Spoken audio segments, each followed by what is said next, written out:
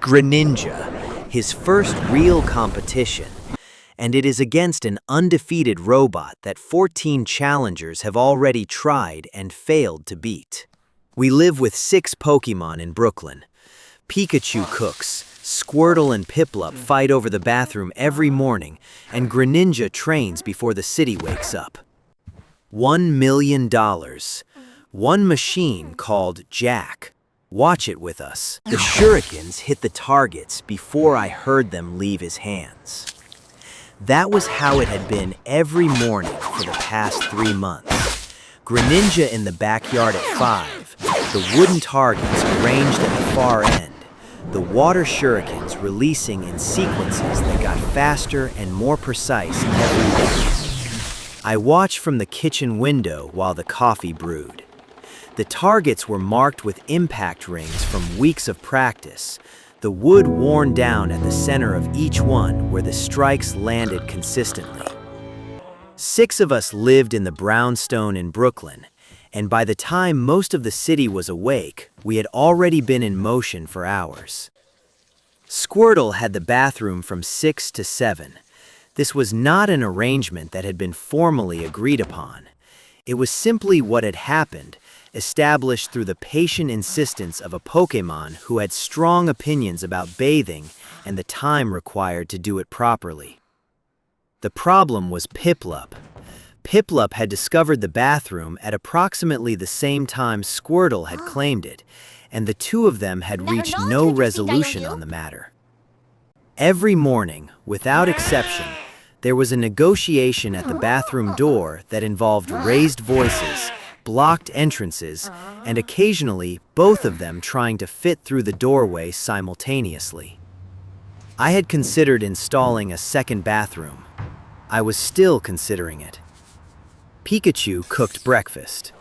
This had been his idea and had turned out to be one of the better developments in the household. He had an instinct for it, and the kitchen smelled good most mornings, and the burgers he made on Tuesdays had become something the whole house had developed expectations about. He worked at the stove with focused efficiency, occasionally dodging around Piplup, who had been expelled from the bathroom, and was moving through the kitchen with the energized displeasure of someone who had lost a negotiation they expected to win. Golem watched television. He had found a spot on the large sectional in the living room that was sized correctly for him and had established it as his. The television was on most of the day. Sports, documentaries, anything with sustained visual interest. Eevee orbited him constantly. Not disruptively, she moved around the living room in loops that always brought her back to the vicinity of Golem, occasionally jumping up to investigate what he was watching before returning to the floor. When Golem went out to the backyard to work on the fence sections or the garden beds, Eevee went with him, weaving between his feet with the easy comfort of something that had attached itself to someone large and steady. Greninja finished his morning session at 7:30. He came inside and stood at the kitchen counter and drank water and looked at nothing in particular in the way he did after training. Present, but still inside the session in some sense, the focus not fully released yet. Pikachu put a plate in front of him without being asked. Greninja looked at it, then looked at Pikachu. Pikachu had already turned back to the stove.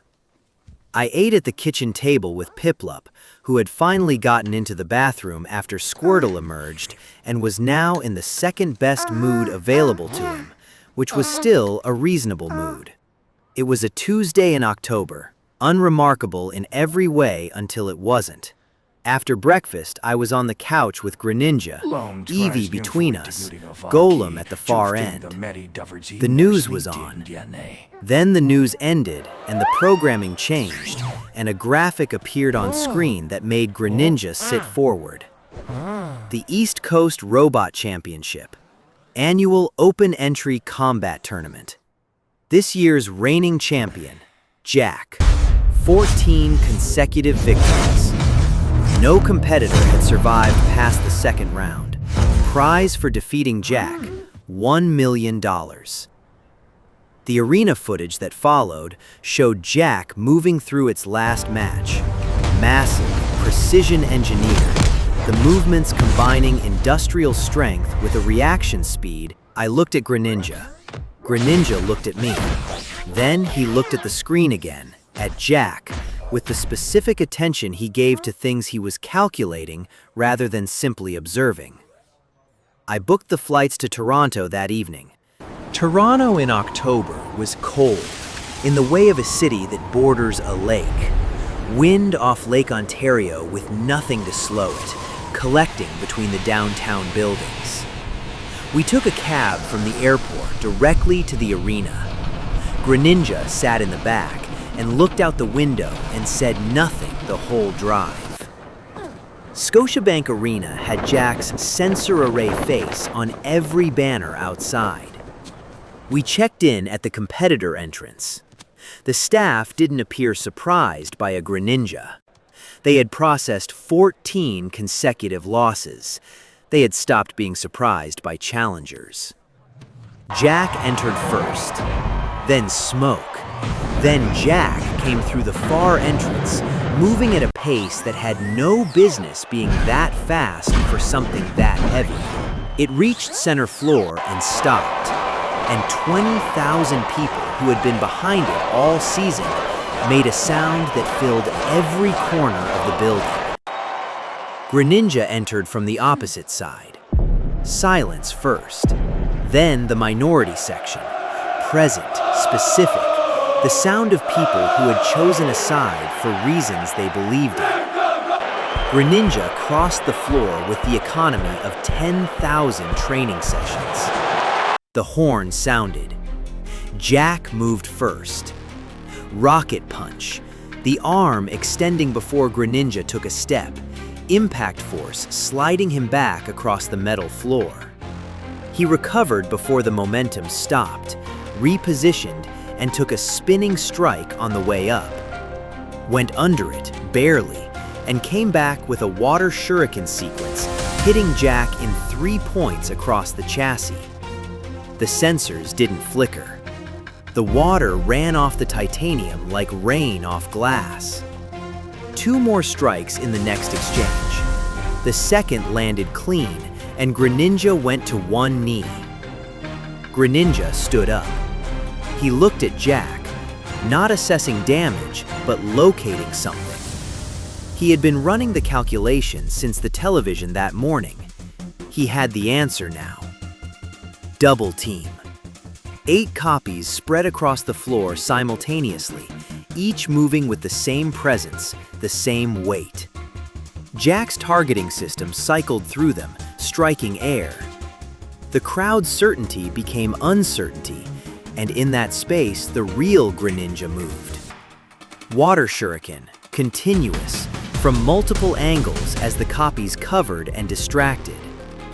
First wave to the shoulder joint, second to the sensor array, third to the power conduit along Jack's left side, visible in 14 matches of footage.